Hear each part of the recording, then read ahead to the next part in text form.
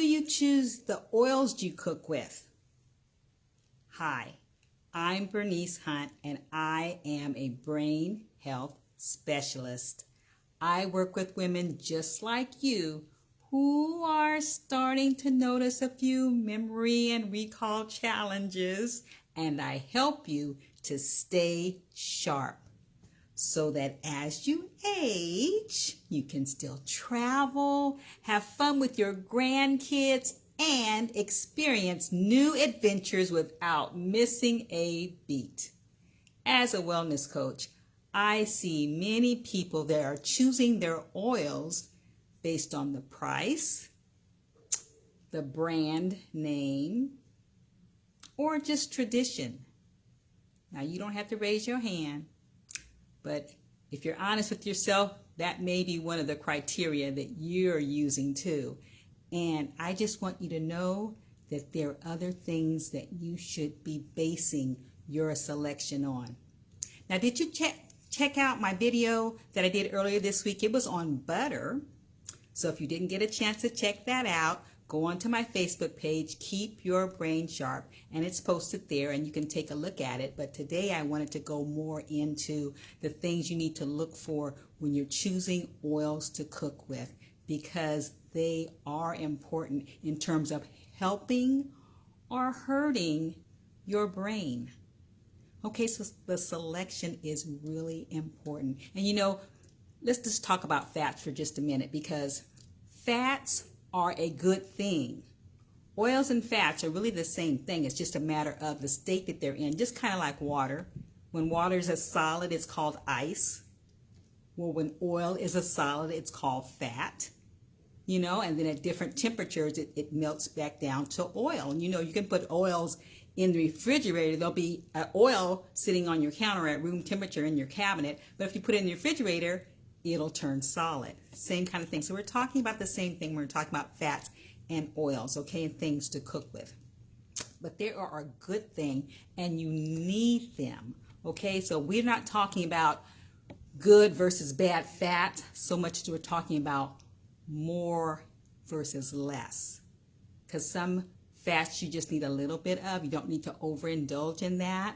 And other fats and oils you need a lot of, because they really do help your brain a lot. So we're talking about more versus less, not really good versus bad. Okay, so just know that. So don't stop using your fats and your oils, but just get a grip on how much, the proportions of different ones you're using. Some are better to use with cooking, some are better to use with finishing up on your dishes and things. So let's talk about processed oils, because processed oils have become really popular. Refined oils.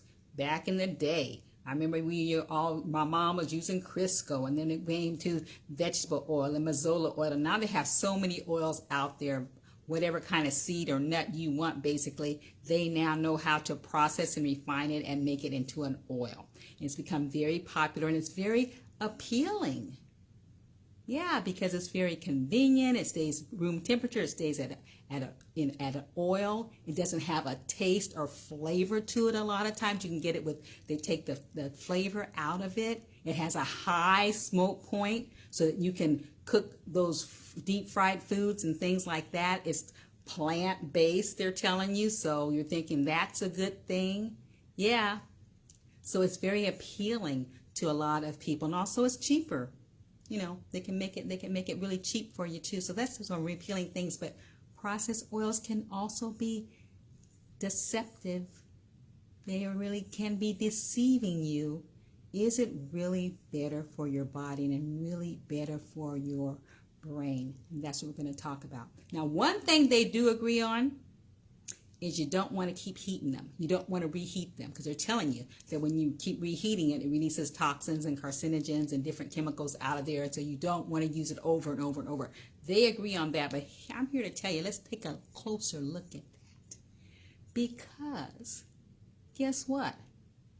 They've already reheated it over and over. The process that they use to refine it includes heating it again and again. So the thing they're telling you not to do, because of those very reasons, It's already been done to them.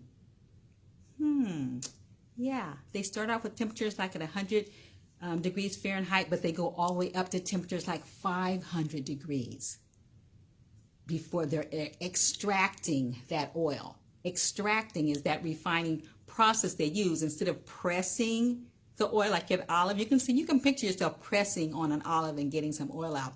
Can you see yourself pressing on a sunflower seed? That doesn't seem like it's going to work as well. So they extract it, and even using that term means that they're putting it in a chemical solution, a solvent, and they're pulling out the oil. Then they're heating it up and they're steaming it to pull out or extract the oil out of it. They're not really doing a lot of pressuring without heat. Cold press is just that. They didn't use the heat. So if you're using unrefined oil that is cold pressed, like extra virgin cold pressed olive oil, they didn't use heat, and they pressed it out to get the oil. If they're extracting it, which is a refining process, that in itself is letting you know there's already been heat. So they've already, the heat that they're saying for you not to, because they don't want to become rampant, the heat that they're telling you not to use again and again because they don't want the carcinogens, because they don't want the trans fats, because they don't want you to lose the nutrients. They've already done it. They've already destroyed the nutrients with all that high heat. They've already created the trans fats. They've already got the carcinogens. They've already used the chemicals that are toxins, are toxic, to extract the oil. So I won't go on and on about that, but I'm just, just think about it. That's what it means when they say they refine it. And here's the word that gets me. Well, there's two words that would get me. One is bleaching. They bleach it to make it look more appealing to you, and to get some more impurities out of it and all the stuff. But the word that gets me is deodorizing. The last thing they do is deodorize it. When's the last time you knowingly deodorized something that you were eating? Something that you were going to put in your mouth. You first had to deodorize it. What's that telling you? Why is it being deodorized? Either because it's stanky, or because they're trying to get the flavor out of it so you don't taste the natural flavor of that oil, or a combination of both. They want to get any rancidity out of it that may be in there. They want to get any smells out of there from burning it with too high of a heat. And they want to get that flavor out of it so that you can use it generically in all your things, and in all their products they put the hydrogenated oils in. So does that sound like something really that you want to be using? I personally would prefer the traditional fats, the fats that were around and the oils that were around when your grandmommy was cooking. I didn't hear a lot about canola oil. I didn't hear a lot about all those oils. And vegetable oil, that's a generic term. They don't explain what they put in that. Vegetable oil. So anyway, you need to really take a look at that. And they do also talk about smoke point, and that is of concern. And with refined oil, because they've already heated them to high heaven, they have a high smoke point, the point when they start burning. That point is when the oils are breaking down and they're releasing all that heat. So you do need to know the smoke point, because some oils you should not even heat. You should not use them for cooking at all. So you do kind of need that. And then also, depending on the style, the way that you're doing your cooking, some oils are better than others to use. So you do need to know those things. But here's my thing with the smoke point and the high heat. High heat encouraging and exasperates inflammation. And inflammation is something that we're not trying to hang on to or encourage in our bodies. So guess what? You ain't supposed to be doing all that high heat cooking anyway. So that is not a reason to consistently buy processed oils so that you can cook them at a high heat, because you should be choosing other methods, other styles of cooking. Yeah.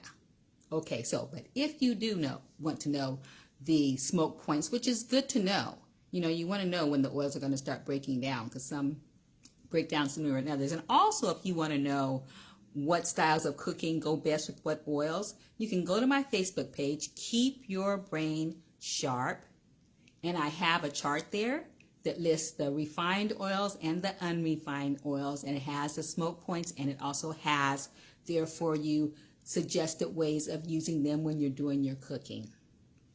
Okay, so that might be helpful for you. And if you're not a follower of my page yet, please do follow me, because I'm always posting things that are good for your brain and things that you may want to know, and you'll be one of the first ones to see those posts and those videos. So go ahead and click on that follow me button when you get over there. Yeah, and we'll be seeing a lot more of each other, because you know what? Processed oils, refined oils may really not be what you need to do if you want your brain to stay sharp. And your brain's destiny is in your hands.